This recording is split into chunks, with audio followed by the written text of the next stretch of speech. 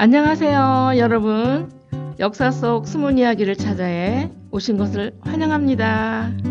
오늘의 주제는 바로 여러분이 좋아하는 축구와 관련된 역사 이야기입니다.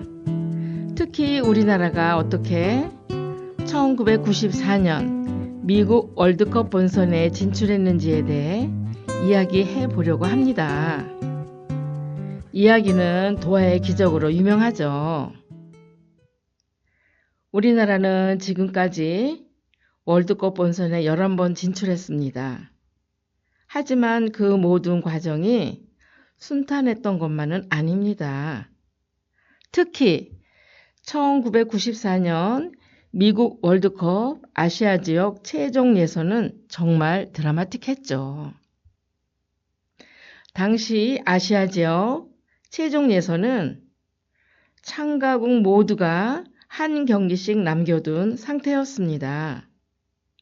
첫 경기에서 한국은 그 당시 강호 이란을 꺾고 북한도 이란을 꺾고 남북한이 나란히 1, 2위를 하여 미국 월드컵 본선에 나갈 것이라는 장밋빛 예상이 퍼졌습니다. 하지만 이후 한국은 뒷심 부족과 라이벌 일본에게 패했고 북한도 계속 부진하여 남북한 동반 본선 진출이 예선 탈락으로 바뀌었습니다. 마지막 경기에서 한국은 북한을 꼭 이겨야 월드컵 본선에 나갈 수 있는 상황이었고 북한은 탈락이 확정된 상태였습니다.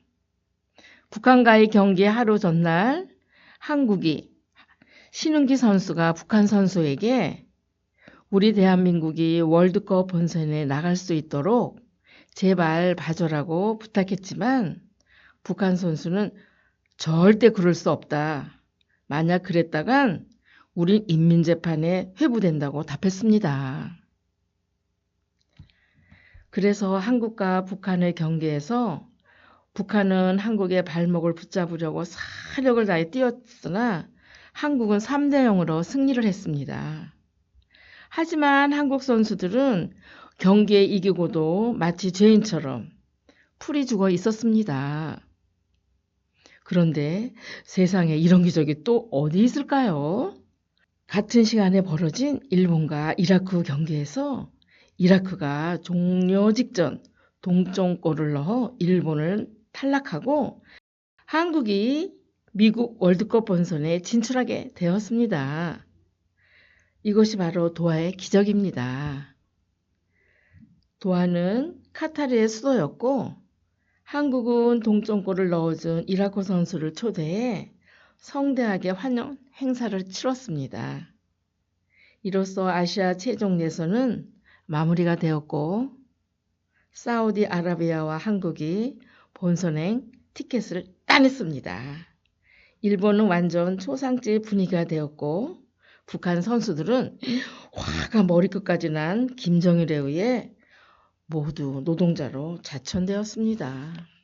흔히들 축구를 각본 없는 드라마라고 합니다. 작은 축구공 하나가 골망을 터뜨리는 순간 전 세계가 열광합니다.